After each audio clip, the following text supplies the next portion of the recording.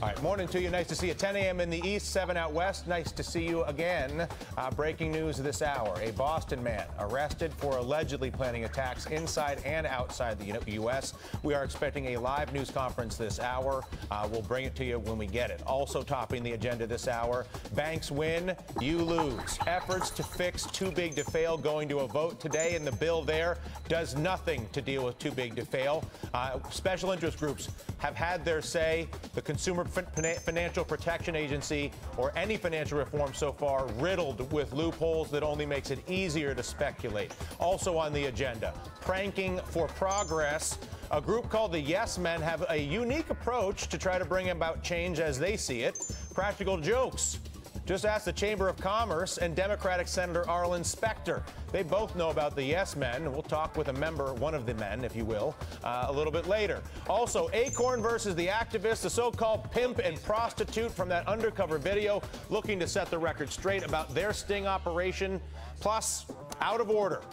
Credit card companies, or all credit card companies, increasing and adding fees to consumers, even for people who always pay their bill on time and in full. Why is Congress continuing to indulge the banks this absurdity?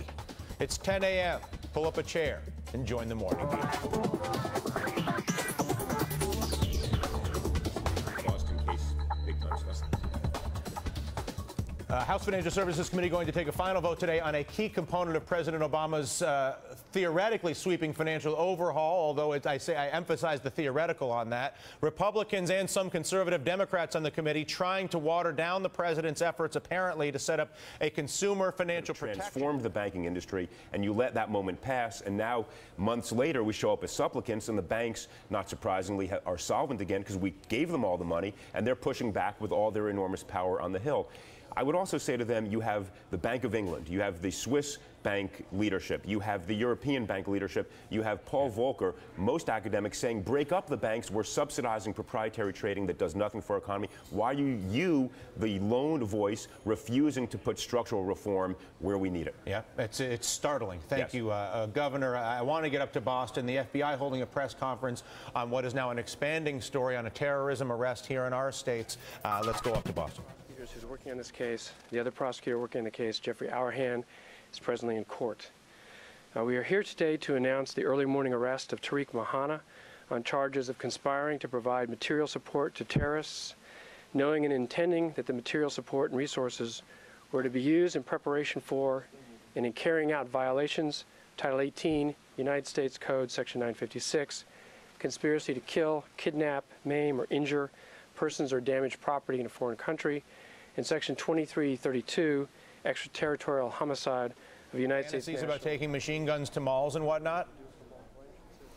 Yeah, we've had sort of what the officials sometimes called wannabe cases. I think what's happened here is what I'm told is this young man wanted to go overseas and try to find an organization that he could engage in, enlist in to commit violent jihad, and basically he was going from country to country knocking on the doors of jihadi organizations, and they all told him to buzz off. None of them would take him.